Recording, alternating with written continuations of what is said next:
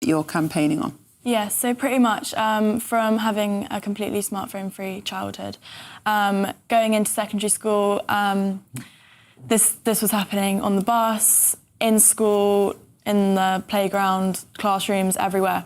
Within the first 3 months, I had been shown violent videos, pornographic videos, really, really graphic content that I, probably am not even allowed to say on here. And these, it wasn't your phone, it was other people's phones that they shoved in your face? That have literally just gone like that.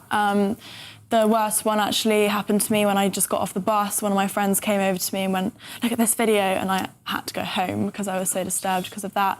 I was talking to my friend yesterday about this whole thing, and she said, yeah, I mean, I was shown this video and I had to sleep in my mum's bed for a year when she was 11 years old. That's just really, really damaging. This is happening so much, and it's so damaging for such young kids to go from being completely innocent to being thrown into this world and shown everything that they don't want to be seeing, because it's honestly really damaging. And the appeal is, because obviously this can happen at home, this can happen everywhere, because smartphones are just evil things, but in a classroom, you have 30 kids all together in one room. It just takes one person to AirDrop, run around showing everyone. AirDrop is where you can, send anything to anyone's phone without their permission. The appeal is to get everyone's, reaction right there. So, banning them in schools will just help that, happen much less. And Will, when parents do send their children to school, they expect that they're going to be safe. And actually, schools do have a legal duty to keep children safe during the school day. But the government says 80% of schools have banned smartphones anyway. So why do you need this campaign? The government says that almost all schools have banned smartphones. 80% of the schools have chosen to ban them in the way that Flossy's school chose to ban them, which is to say that the phone should not be seen or heard. And that means that the phone is in the pocket or in the bag. I think the average notifications is about 230 a day. So the phone is just pinging and buzzing throughout the school day, massively distracting, but also massively unsafe, as Flossy's just demonstrated.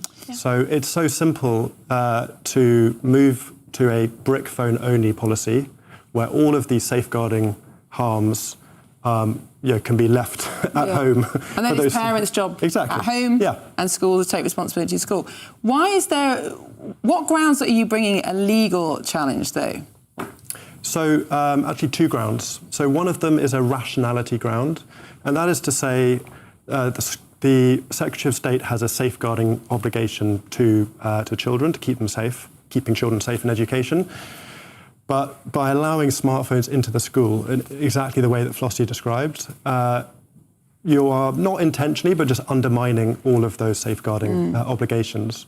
And then the second is a human rights angle. And we don't think it's too strong to say that children's human rights are being massively undermined, their right to life and their right not to be degraded by experiences that Flossy just mentioned. I mean, it's quite rare to have an experience at school where you have to then get sent home, or that you are in bed in your parents' bed for a whole year because of it. So it's not a trivial experience that most of these kids are having. It's something significant.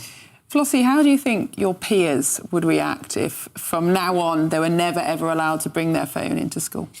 Well, I think the big thing is really, I went to school yesterday after obviously doing BBC News. And surprisingly to me, all of my friends were saying, look, we completely agree with you. You're so totally doing the right thing.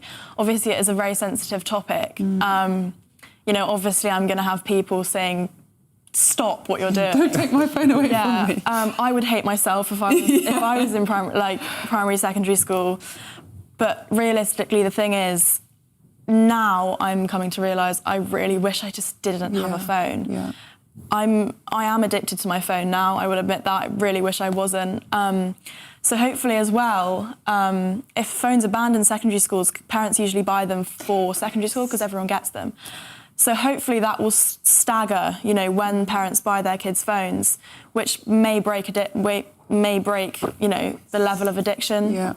Because I feel like if I didn't have a phone, really wish I didn't, because, I keep on saying to myself, where would I be now if I didn't have a phone? You said that people are now talking to each other on the bus because your school has moved to a stricter ban. So my school is now completely smartphone free on anywhere where the school has a duty of care. So it was really surprising to see kids, talking and chatting while because normally they would text each other or they'd be on the... staring at their phone. Extraordinary, isn't it? Well, I do hope you're very successful because it's such an important campaign. Will Orr Ewing and Flossy, thank you so much for coming in. Now, a government spokesperson said... Phones have no place in our schools. I can't read it. And leaders already have the power to ban phones. We support head teachers to take the necessary steps to prevent disruption, backed by clear guidance, and have also brought in better protections for children from harmful content through the Online Safety Act. Why can't they just take a stand? I don't know. What's the matter with government? They should ban phones in number 10. They've done it in Australia. It might help with the They've done it in politics. Australia.